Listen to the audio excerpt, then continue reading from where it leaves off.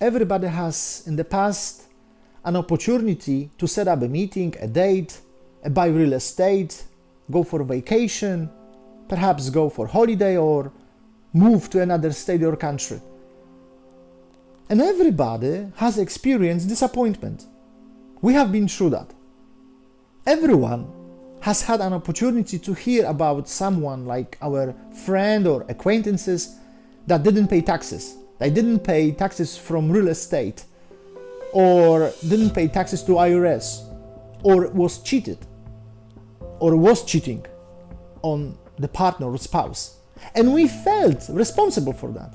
We felt we should go to the police, let's say, or to another person and clarify that thing. We should be responsible for that, right?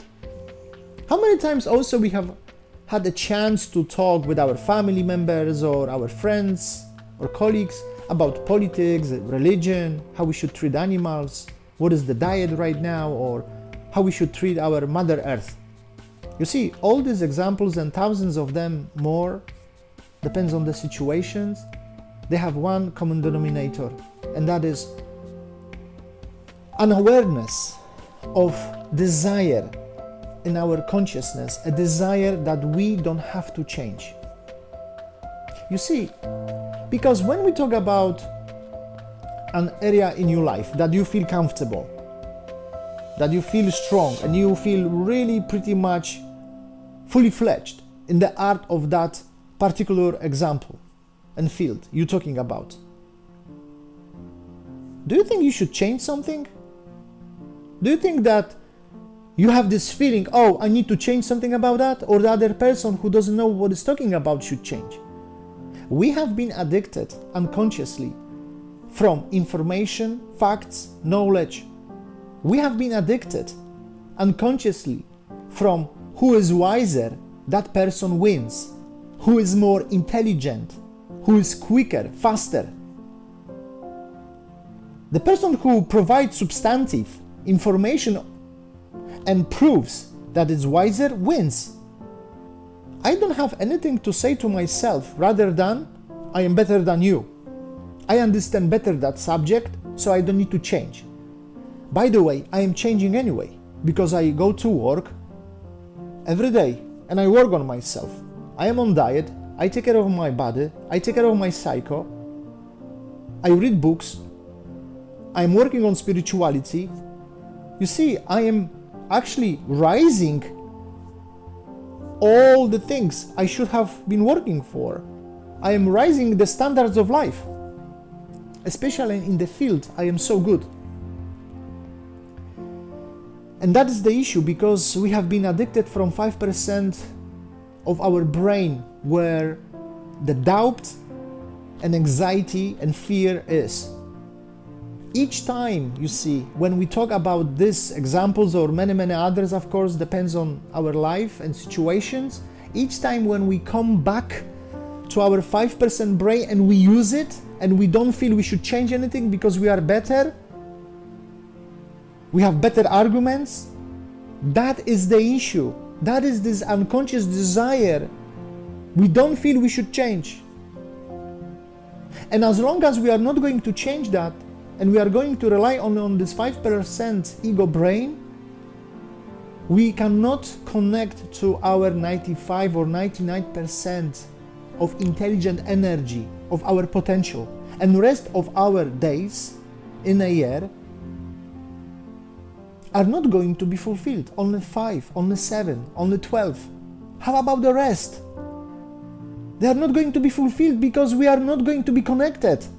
We are not going to be connected with our potential. We are only connecting with our ego, which gives us this illusionary control that from time to time our day is being fulfilled. You see,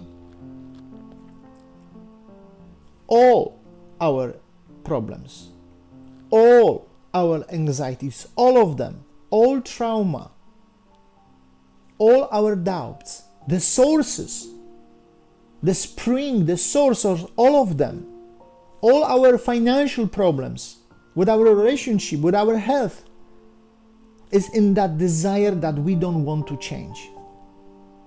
We don't want to change. All of them is in there.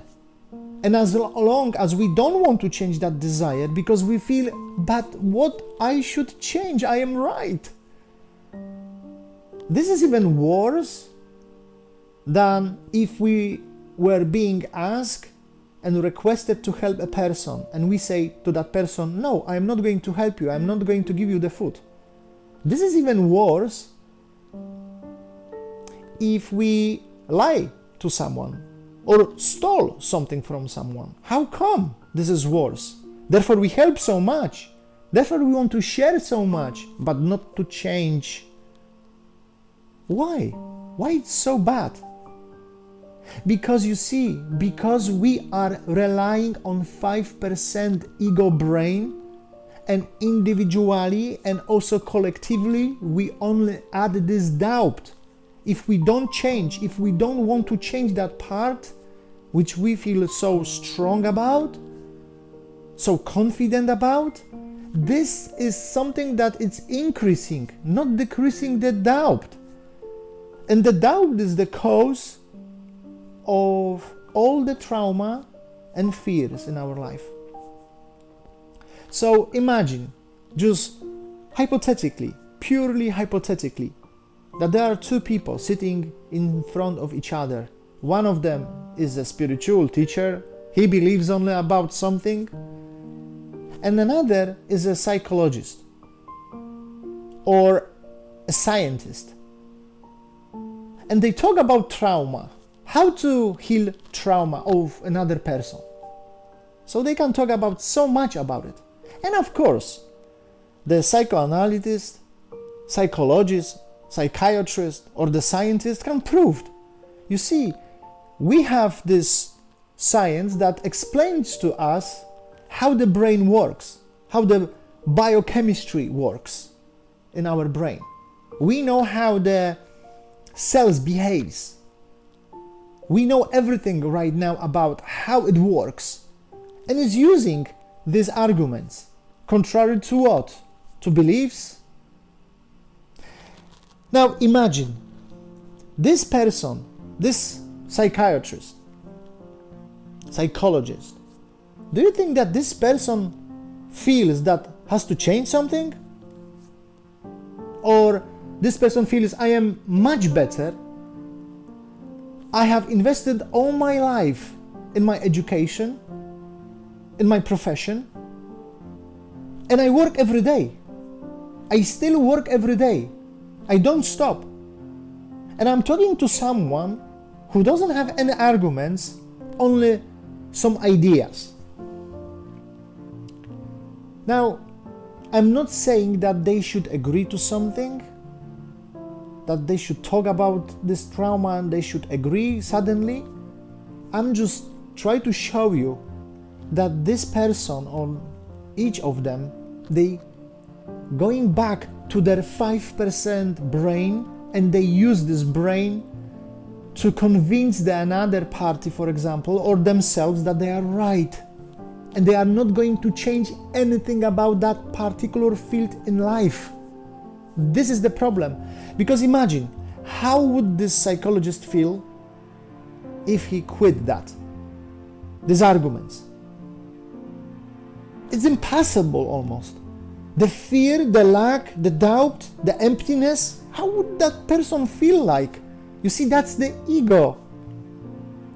So we have to get back, he or she has to get back and support with the knowledge, with science, with epigenetics, how it works. It has to. Because that's the power, that's the argument. Who is wiser? Who is more intelligent? And that is the issue here. And as long as we are going to support that, and we don't want to change because I'm right and you are not, we don't see our ego within us. And if we don't want to change that, if we are not aware of this and we don't want to change that, regardless the subject, and how many subjects we have in our life, hundreds, thousands of them. Just think about it. When you talk about spirituality, What do you feel and how do you feel? Religion, animals, your partner, business. If we are going back each time to our 5% ego brain and we do this trip and we don't want to change in that particular field because we don't feel like, we cannot connect with our potential because we based our consciousness on ego. And ego cannot connect with this intelligent energy that it's pure energy. So I would like you, of course, provided that you are ready and you want to do it, think about it. Think about the realm and the field of your life right now when you are struggling, when you are suffering, when you have to be right and you feel strong and confident. Are you ready to change that? Are you ready to leave that part? To see that there is ego and you have been using these only substantive facts?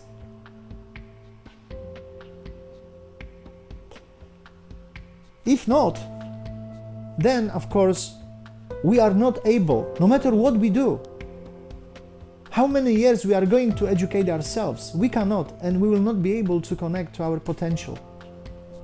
And that is the case, and that is the issue. And this is worth just taking under the consideration right now and see ourselves that we have been doing that. That this knowledge, this information, whatever that is, has been put on us, engrafted in our consciousness unconsciously, and we should transform that.